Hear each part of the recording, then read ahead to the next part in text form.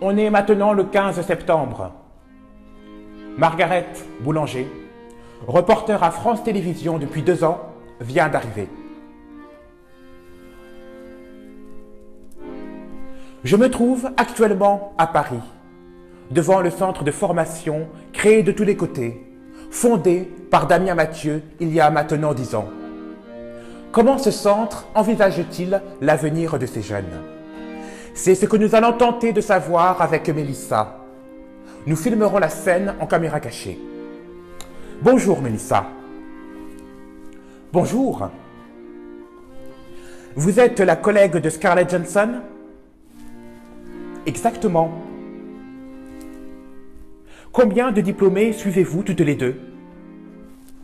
Pour être précise, 96.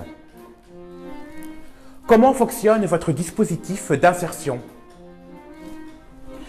Nous les recevons individuellement sur une période de sursis de 1 an.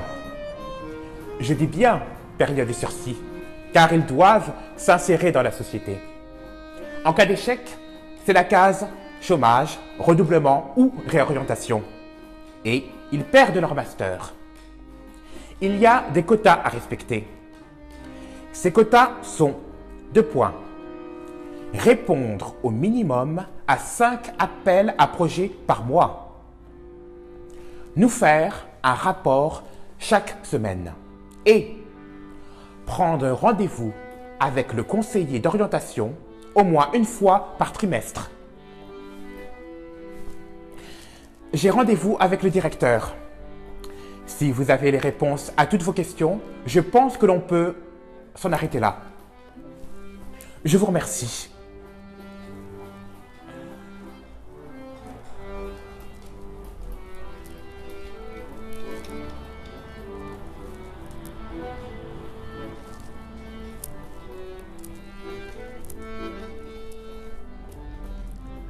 Le 1er octobre, à 8 h du matin, dans le bureau de Scarlett. Bravo Ahmad. Vous avez fait du bon boulot.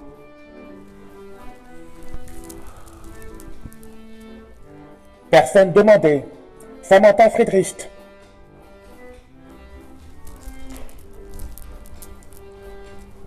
Toc toc toc. Entrez. Bonjour Samantha. Bonjour Scarlett. Installez-vous. J'aimerais refaire un point. Vous voulez devenir écrivaine et plasticienne?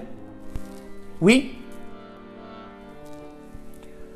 Vous avez 25 ans? C'est ça. Et vous avez passé un master en art? En effet. Qu'est-ce que vous faites en ce moment? J'enquête. Bon. Et parlez-moi de votre projet professionnel. En 2 mots, ce serait renouer le lien avec un paradis perdu, qui est l'appartement de mon père. J'aime y passer du temps. C'est un endroit vraiment singulier, qui raconte qui est mon père. Parlez-moi du coût financier du projet et de comment vous comptez vous rémunérer avec. Le coût est moindre. J'ai seulement besoin de papier pour écrire, de constant pour dessiner. J'ai repéré une maison d'édition dans mon quartier. Mon projet pourrait sans doute les intéresser.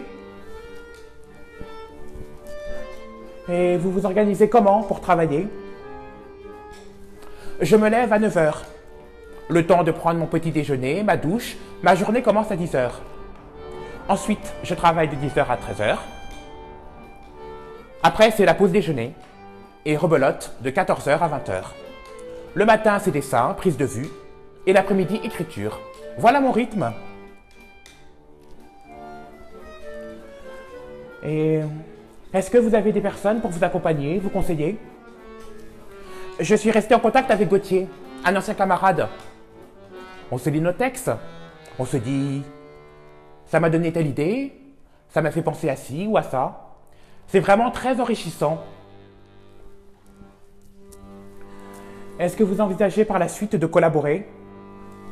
J'ai passé 5 jours avec Édouard Louis, le jeune écrivain. Il parle de son père aussi, mais d'une manière très différente.